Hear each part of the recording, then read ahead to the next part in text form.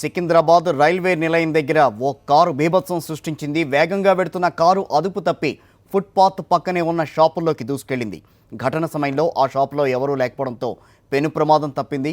కారులో ఉన్న వారికి ఎయిర్ బ్యాగ్స్ సమయానికి తెరుచుకోవడంతో అందులో ఉన్న ప్రయాణికులకు కూడా ప్రాణ నష్టం తప్పింది.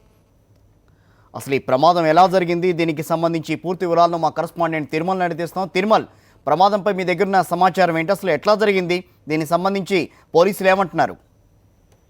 ఈ రోజు ఉదయం 8 గంటల ప్రాంతంలో సికింద్రాబాద్ రైలు నిలయం సమీపంలో ఒక కారు స్విఫ్ట్ కారు అతివేగంతో ఒక్కసారిగా డివైడర్ పైకి తీసుకెళ్లడం జరిగింది. ఈ ఘటనలో ఎవరికి ఎటువంటి గాయాలు కానప్పటికీ కూడా డివైడర్ పైన ఉన్నటువంటి టీ స్టాల్ తో పాటు చెరుకు బండి పూర్తిగా ధ్వంసమైంది. దీనిపైన కూడా చెరుకు బండి అదేవిధంగా టీ స్టాల్ యజమానులు ఇచ్చినటువంటి ఫిర్యాదు మేరకు కేసు నమోదు చేస్తున్నటువంటి కేసులో ఒక కారు యజమానిపై కేసు నమోదు చేయడం జరిగింది.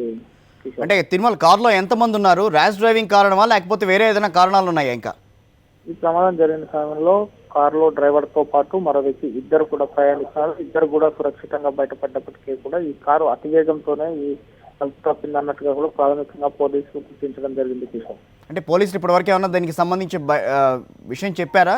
వాళ్ళ మీద ఏమైనా కేసు నమోదు చేశారా? దీనిపైన కూడా పోలీసులు కేసు నమోదు చేసుకుని దర్యాప్తు జరుపుతున్నారు. ఈ కారులో ఎంతమంది ప్రయాణిస్తున్నారో, వాళ్ళు ప్రయాణిస్తున్న సమయంలో మద్యం సేవించారా లేదా, అదేవిధంగా కారు ఆగిపోవడానికి గల కారణాలు, అంటే టెక్నికల్ గా కారులో సాంకేతిక లోపం కారణంగా ఈ ఆసుపత్రి అన్న కోణంలో కూడా పోలీసులు కేసు నమోదు చేసుకుని దర్యాప్తు చేస్తున్నారు. కిషోర్, రైట్. షాపులు ధ్వంసమైన నేపథ్యంలో షాపు యజమానులు ఏమైనా మాట్లాడుతున్నారా? అసలు ప్రత్యక్ష సాక్షులు ఎవరైనా ఉన్నారా? ఈ రోజు ఉదయం 8 గంటల ప్రాంతంలో ఈ సంఘటన చోటు చేసుకోవడంతో ఇంకా అప్పటికి ఆ షాపులు తెరవకపోవడంతో పెను ప్రమాదం తప్పిందని మనం చెప్పుకోవచ్చు. కిషోర్,